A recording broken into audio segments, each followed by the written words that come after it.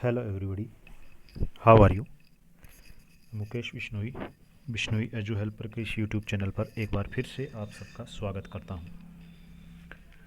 Dear students, NCERT history हम लोग कर रहे थे और इतिहास के बाद में हमारे पास अब लोकतांत्रिक राजनीति बचती है और उसके अंदर पहला ही चैप्टर सत्ता की साझेदारी हम लोग करेंगे। इससे अगर पहले जो वीडियो डाली गई है इतिहास से संबंधित वो आपने नहीं देखी है तो बिश्नोई एजू हेल्पर चैनल पर जाकर के आप लोग 10th क्लास एनसीईआरटी हिस्ट्री के नाम से प्लेलिस्ट में चेक कर सकते हैं।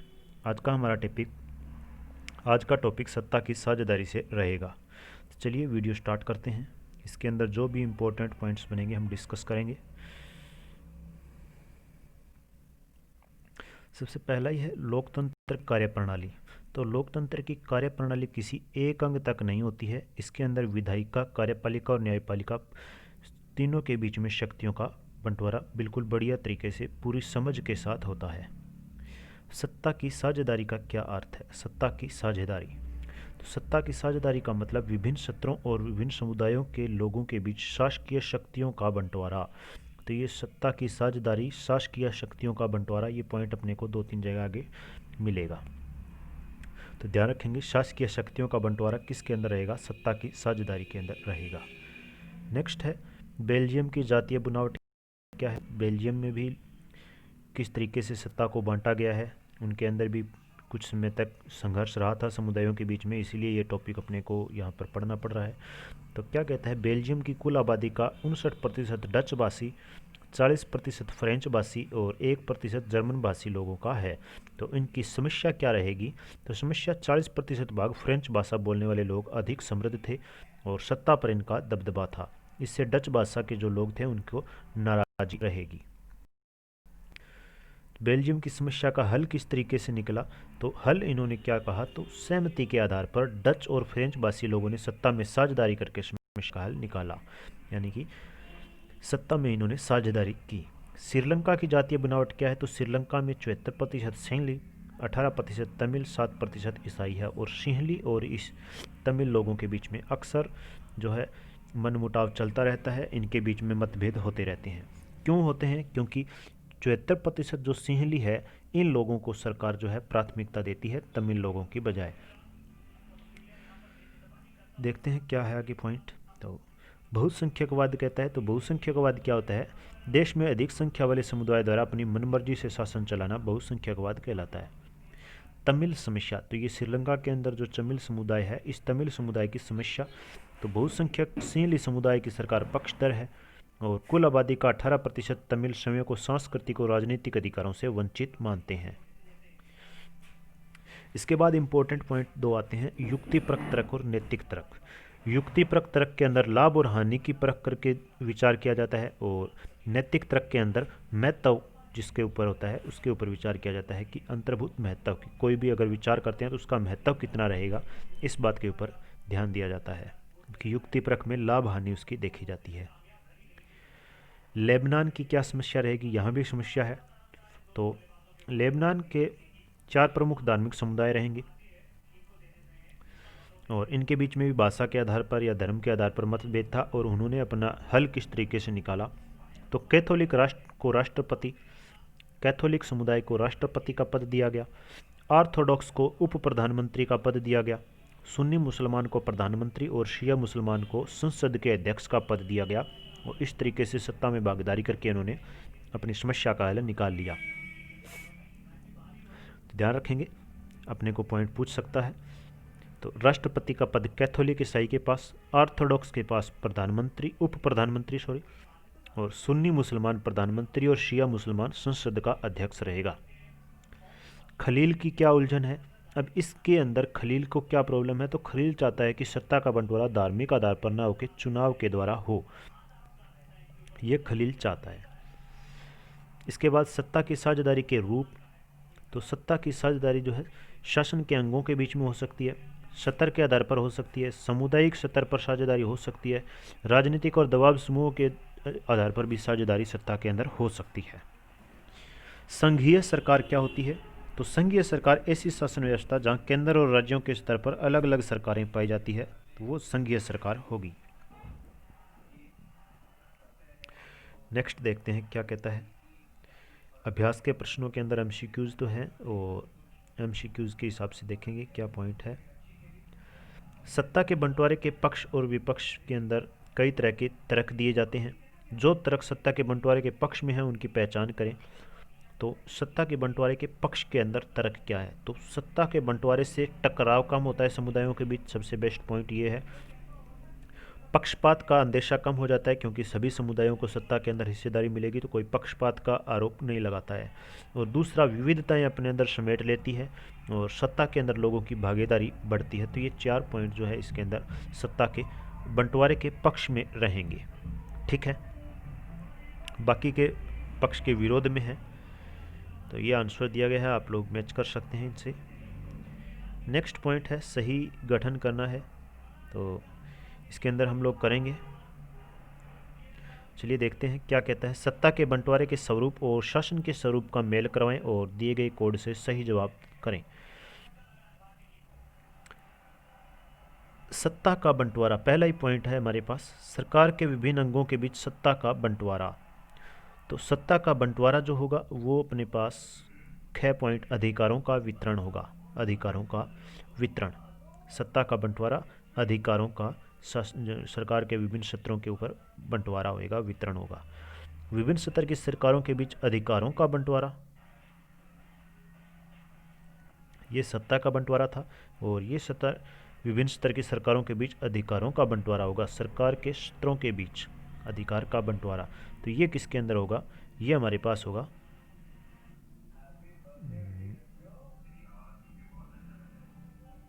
संघीय सरकार के बीच में। संघीय सरकार आना चाहिए इसका। चलो बाद में देखेंगे आंसर क्या बनेगा, बाकी के देखते हैं एक बार।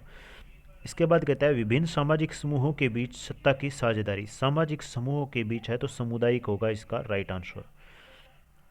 आफ्टर देन कहता है 2 या अधिक दलों के बीच सत्ता की साझेदारी। तो इसके अंदर 2 या ज़्यादा दल होंगे तो गठबंधन की सरकार बनती है, सबको पता है। तो इसका राइट आंसर देखते हैं क्या बनता है। चलिए देखते हैं, ये रहा। तो क्या कहता है, सत्ता का जो सरकार के अंगों के बीच सत्ता का बंटवारा है ये अधिकारों का वितरण होगा। और सत्र के विभिन्न सत्र की सरकारों के बीच अधिकारों का बंटवारा है। तो ये संघीय सरकार की विशेषता है कि अलग अलग स्तर की सरकारों के बीच में उनके अधिकारों का बंटवारा किया जाए, ये संघीय सरकार के अंदर आता है। इसके बाद ये 2 पॉइंट बिल्कुल इजी है, आप लोग देख सकते हैं, इन्हीं के ऊपर डाउट था कि क्या रहेगा। नेक्स्ट क्वेश्चन देखते हैं।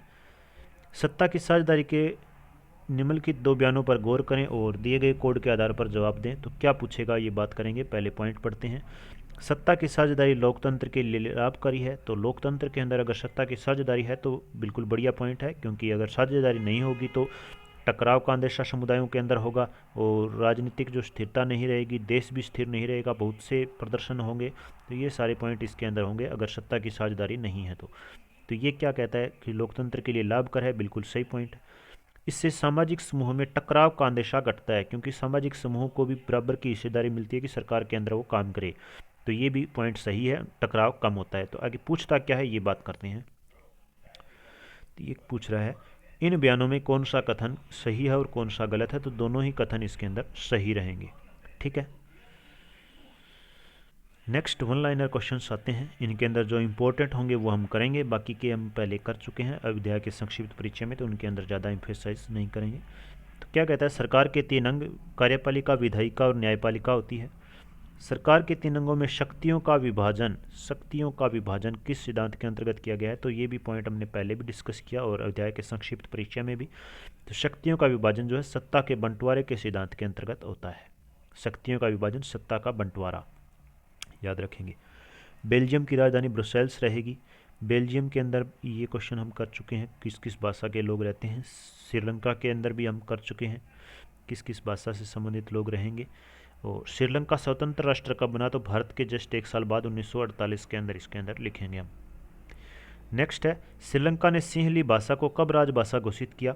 तो 1956 के अंदर श्रीलंका की सरकार ने कानून बनाकर सिंहली को एकमात्र राजभाषा घोषित कर दिया। ध्यान रखेंगे, राजभाषा सिंहली रहेगी श्रीलंका की। इससे तमिल लोगों के अंदर विद्रोह हुआ। तो यही क्वेश्चन आगे है, किन दो समुदायों के अंदर विद्रोह है? तो सरकार समर्थक सिंहली और तमिल लोगों के बीच में विद्रोह रहेगा। और बेल्जियम का कितने प्रतिशत आबादी फ्लेमिश इलाके में रहती है? तो 59% आबादी इसके अंदर रहेगी। सत्ता के बंटवारे के लाभ बताएंगे तो अंदेशा टकराव का कम होता है। युक्तिपरक तर्क और नैतिक तर्क के बारे में हम पहले बात कर चुके हैं। खलील की प्रॉब्लम भी हम पहले डिस्कस कर चुके हैं, तो इनके ऊपर ज़्यादा जोर नहीं देंगे। आप लोग वीडियो को रोक करके एक बार इन क्वेश्चंस को पढ़ सकते हैं। तो नेक्स्ट क्वेश्चन है हमारे पास, लेबनानी समझौते के अनुसार राष्ट्रपति का पद किस समुदाय के लिए आरक्षित किया गया है? तो लेबनान के समझौते के अनुसार राष्ट्रपति का पद तो क्या है? मेरोनाइट पंथ के कैथोलिक व्यक्ति के लिए राष्ट्रपति का पद रहेगा। कैथोलिक ईसाई हमने डिस्कस किया था राष्ट्रपति का पद, और सिया और सुन्नी के पास में हमने डिस्कस किया था प्रधानमंत्री और संसद का जो अध्यक्ष है वो रहेगा। नेक्स्ट है, लेबनानी समझौते के अनुसार प्रधानमंत्री का पद किस समुदाय के लिए है? तो सुन्नी मुसलमान के लिए। जर्मनी की एक पार्टी का नाम बताइए? तो सोशल और डेमोक्रेटिक पार्टियां जर्मनी के अंदर रहेगी। लेबनान के अंदर 4 समूह में सत्ता का बंटवारा किन किन के बीच में हुआ, ये हम पहले डिस्कस कर चुके हैं। और सत्ता के बंटवारे का एक उदाहरण शासन के सत्रों के आधार पर, यानी कि शासन के सत्र के हिसाब से सत्ता का बंटवारा, तो संघीय सरकार इसके अंदर ये होता है। सामुदायिक आधार पर सत्ता के बंटवारे का उदाहरण दीजिए। सामुदायिक आधार पर यानी कि समूह के हिसाब से सत्ता के बंटवारे, तो बेल्जियम के अंदर इस तरीके से भाषा समूहों के अंदर सत्ता का बंटवारा किया गया है। श्रीलंका में सरकार ने किस समुदाय की नीतियां? तो सीली समुदाय की नीतियों के प्रभुत्व बनाया है। और बेल्जियम में अगर संघीय सरकार की स्थापना न होती तो देश की स्थिरता पर क्या प्रभाव पड़ता? तो भाषाई आधार पर देश टूट जाता। ये इसका एविल इफेक्ट होता अगर उन्होंने संघीय सरकार स्थापना ना की होती। नेक्स्ट क्वेश्चन है, 1970 और 93 के बीच में बेल्जियम में कितने संविधान संशोधन हुए? तो 4 संविधान संशोधन इनके पास रहेंगे। और बेल्जियम की जातीय बनावट हम पहले कर चुके हैं। नेक्स्ट चलते हैं, एमसीक्यूज हमारे पास रहेंगे। तो लोकतंत्र के कामकाज के लिए सत्ता को किन किन अंगों में विकेंद्रित कर देना चाहिए? तो कार्यपालिका, विधायिका और न्यायपालिका के अंदर अगर हम करते हैं तो लोकतंत्र के अंदर सत्ता का कामकाज बढ़िया तरीके से चलेगा। लोकतांत्रिक व्यवस्था सरकार का अंग कौन से है? तो लोकतांत्रिक व्यवस्था में कार्यपालिका, विधायिका और न्यायपालिका तीनों ही सरकार के अंग होते हैं। नेक्स्ट है, बेल्जियम देश निम्नलिखित में से किस महाद्वीप में स्थित है? तो बेल्जियम यूरोप का एक देश रहेगा। ब्रसेल्स इसकी राजधानी रहेगी और 1830 में ये स्वतंत्र हुआ। ब्रसेल्स बेल्जियम की राजधानी है और ये हम पहले कर चुके हैं। 80% लोग यहाँ पर फ्रेंच भाषी हैं बेल्जियम की राजधानी के अंदर। और बेल्जियम की सीमा निम्नलिखित में से किस देश के साथ लगती है? तो बेल्जियम जो है नीदरलैंड, जर्मनी और यूक्रेन तीनों के साथ अपनी सीमा साझा करता है। बेल्जियम में किस भाषा समुदाय का प्रभुत्व रहेगा? तो बेल्जियम के अंदर फ्रेंच भाषी लोगों का प्रभुत्व था, लेकिन बाद में इन्होंने आपसी समझ के आधार पर सत्ता का बंटवारा किया। तो ये क्वेश्चन 9th हम पहले कर चुके हैं। 10th की बात करते हैं, क्या कहता है बेल्जियम मॉडल। बेल्जियम मॉडल की विशेषता क्या है? तो बेल्जियम मॉडल के अंदर सत्ता का भाषाई आधार पर देश का बंटवारा इन्होंने नहीं किया। बहुसंख्यकवाद की स्थापना भी यहाँ पर नहीं रहेगी। हम लोगों ने देखा था सत्ता के अंदर साझेदारी की थी इन्होंने, भाषाई आधार पर साझेदारी के नियम बनाए थे इन्होंने कि ये लोग जो हैं प्रधानमंत्री रहेंगे, ये उप प्रधानमंत्री, ये राष्ट्रपति। तो आगे क्या कहता है, 11th क्वेश्चन है, बेल्जियम की सत्ता की साझेदारी आधारित थी। तो बेल्जियम में सत्ता की साझेदारी, केंद्रीय सरकार में समान प्रतिनिधित्व, 2 क्षेत्रीय सरकारों का गठन और सामुदायिक सरकार का गठन, ये सारे के सारे जो है बेल्जियम की सत्ता की साझेदारी के अंदर रहेंगे। बेल्जियम मॉडल का प्रभाव क्या रहा? तो इससे क्या हुआ? तो देश में गृह युद्ध की स्थिति टल गई और आदर्श लोकतंत्र बन गया इसके अंदर, यूरोप के अंदर ये, और भाषाई आधार पर विभाजन देश का जो है टल गया। नेक्स्ट क्वेश्चन है, श्रीलंका कौन से महाद्वीप में है? तो भारत का पड़ोसी देश श्रीलंका एशिया महाद्वीप के अंदर बिल्कुल समुद्र के बीच में स्थित है। ये चारों तरफ पानी से घिरा हुआ है और 4 फरवरी 1948 को स्वतंत्र हुआ। सिंहली समुदाय यहाँ पर बहुमत में है। श्रीलंका की तमिल समस्या का कारण क्या है? तो सिंहलियों का बहुसंख्यकवाद है। राजनीतिक अधिकारों की अवहेलना तमिल लोगों की यहाँ पर होती है और सरकार सिंहली समर्थक नीतियाँ बनाती है। नेक्स्ट है, श्रीलंका की सिंहली सरकार ने किस धर्म को संरक्षण प्रदान करने का कानून बनाया है? तो सिंहली जो है बौद्ध धर्म को मानने वाले रहेंगे, तो बौद्ध धर्म को संरक्षण प्रदान करने के लिए सरकार ने कानून यहाँ पर बनाया है। श्रीलंका में सिंहली को एकमात्र राजभाषा कब घोषित किया गया? तो 1956 के अंदर सरकार ने राजभाषा घोषित किया सिंहली को। श्रीलंका में अधिकतर सिंहली भाषा बोलने वाले लोग किस धर्म से संबंधित है? तो बौद्ध धर्म के रहेंगे ये सारे के सारे। श्रीलंका में तमिल भाषी लोग निम्नलिखित में से किस धर्म से संबंधित है? तो तमिल भाषी के अंदर हिंदू और मुसलमान दोनों आते हैं। ईसाई लोगों का प्रतिशत 7% है। नेक्स्ट है, निम्नलिखित में से कौन सी भाषा बोलता है कि बेल्जियम के अंदर बोली जाती है? तो बेल्जियम के अंदर फ्रेंच, डच और जर्मन तीनों भाषाओं वाले लोग रहते हैं। बेल्जियम में केंद्रीय व राज्य सरकारों के अतिरिक्त अन्य कौन सी सरकार पाई जाती है? तो सामुदायिक सरकार यहाँ पर रहेगी। यूरोपीय संघ का मुख्यालय ब्रसेल्स के अंदर रहेगा। पूरे देश के लिए बनने वाली सामान्य सरकार को क्या कहते हैं? संघीय सरकार या केंद्र सरकार इसको कहा जाता है, पूरे देश के लिए जो होती है। उच्चतर और निम्नतर सत्र की सरकारों के बीच सत्ता के बंटवारे। उच्चतर एवं निम्नतर सत्र की सरकारों के बीच सत्ता का बंटवारा ऊर्ध्वाधर वितरण होता है ये। और इसके बाद कहता है सरकार का तीनों अंगों विधायिका, कार्यपालिका और न्यायपालिका के बीच सत्ता का बंटवारा ये क्षैतिज वितरण होता है। ऊर्ध्वाधर वितरण यानी कि ऊपर से नीचे की तरफ रहेगा, और क्षैतिज वितरण ये बराबर में रहेंगे तीनों, कार्यपालिका, विधायिका और न्यायपालिका के बीच में। सत्ता की साझेदारी के पक्ष में कौन सा कथन सही है? तो ये टकराव टल जाता है, ये कथन सही है इसके अंदर। लेबनान में राष्ट्रपति का पद किस समुदाय के लिए है? तो राष्ट्रपति का पद कैथोलिक के लिए है, और शिया और सुन्नी को जो संसद के अंदर और राष्ट्र जो प्रधानमंत्री का पद दिया गया है, और ऑर्थोडॉक्स जो है उप प्रधानमंत्री इसके अंदर रहेंगे। तो क्या कहता है देखते हैं। प्रधानमंत्री का पद सुन्नी मुसलमान, और संसद के अध्यक्ष का पद शिया मुसलमान, संसद का अध्यक्ष सिया रहेगा, और प्रधानमंत्री जो है सुन्नी रहेंगे। क्रिश्चियन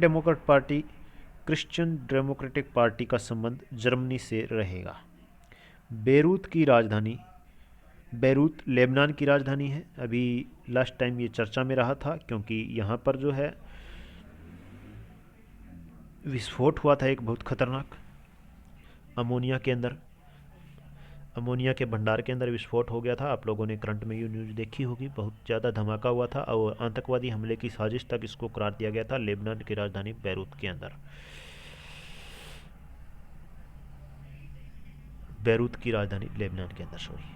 तो यही आपने फर्स्ट चैप्टर जो है रहेगा सत्ता की साझेदारी, और सेकंड चैप्टर आप लोगों को जल्द ही मिलेगा।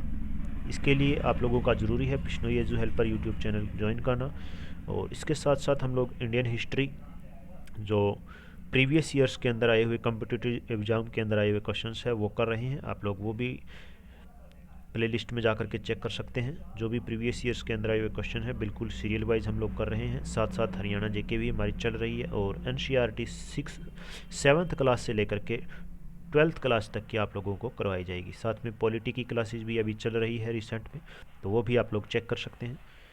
और इसके लिए ज़रूरी आपके पास क्या रहेगा, YouTube channel Bishnoi edu helper subscribe करना। तो ये वीडियो आप लोगों को कैसी लगी, लाइक, कमेंट और शेयर कीजिए, और आप लोग अपना फीडबैक ज़रूर दीजिए। इसी के साथ जय हिंद, जय भारत।